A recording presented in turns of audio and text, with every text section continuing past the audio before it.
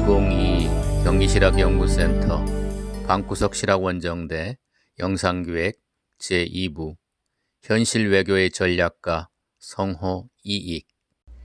성호 이익은 실학자 중에서도 가장 많은 제자를 양성하여 실학의 결실을 맺게 하는 데 큰 역할을 했습니다. 하지만 여기서는 성호의 실학사상보다는 외교 전략에 초점을 맞춰보겠습니다. 실학의 중요한 과제가 남과 더불어 살기라고 볼 수 있는데 그런 면에서 실학과 외교는 상통하기도 합니다.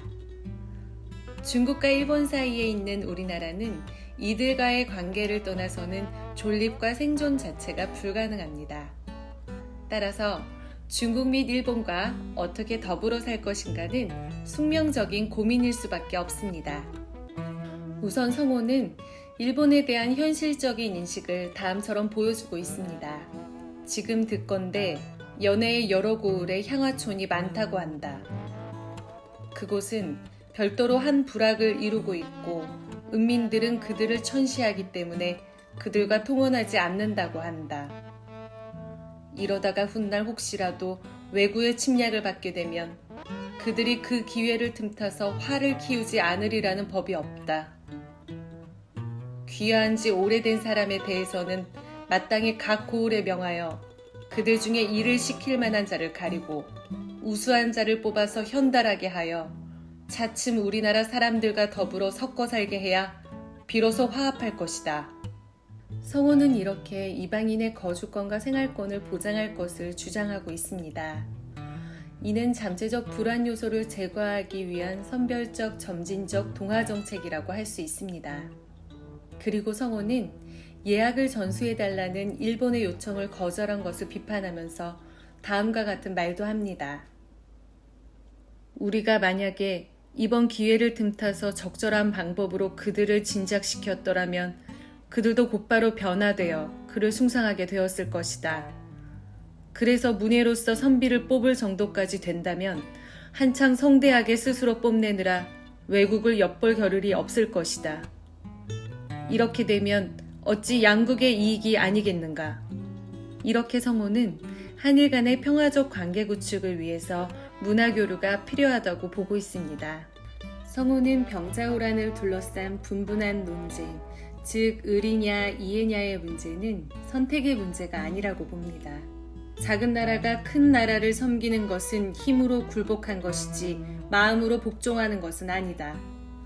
신하라 칭하고 군사를 파병해 전쟁을 돕더라도 결국 힘으로 굴복하는 것은 면하지 못할까 두려운데 더구나 그 뜻을 거역한다면 사직을 보존할 수 있겠는가?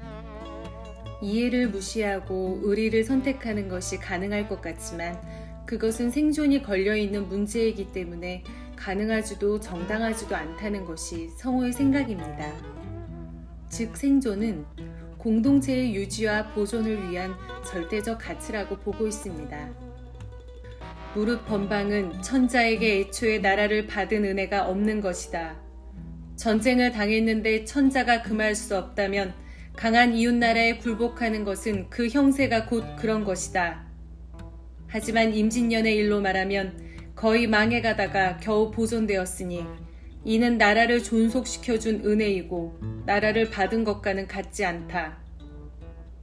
이처럼 성호는 조선이 명나라한테 나라를 받은 은혜가 애초에 없었다고 단언합니다.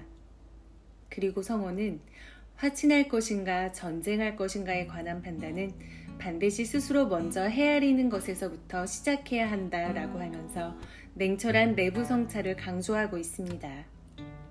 결론적으로 성호의 외교 전략은 상대국에 대한 현실주의적 인식과 자국에 대한 냉철한 내부 성찰을 바탕으로 한다고 말씀드릴 수가 있습니다.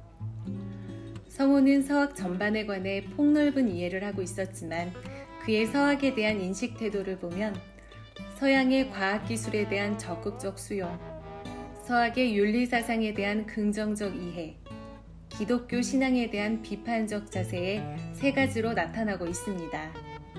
그리하여 성호학파의 갈래가 생기게 되는데 만약 성호가 서세동점의 19세기에 살았더라면 어떤 외교 전략을 취할지 매우 궁금합니다.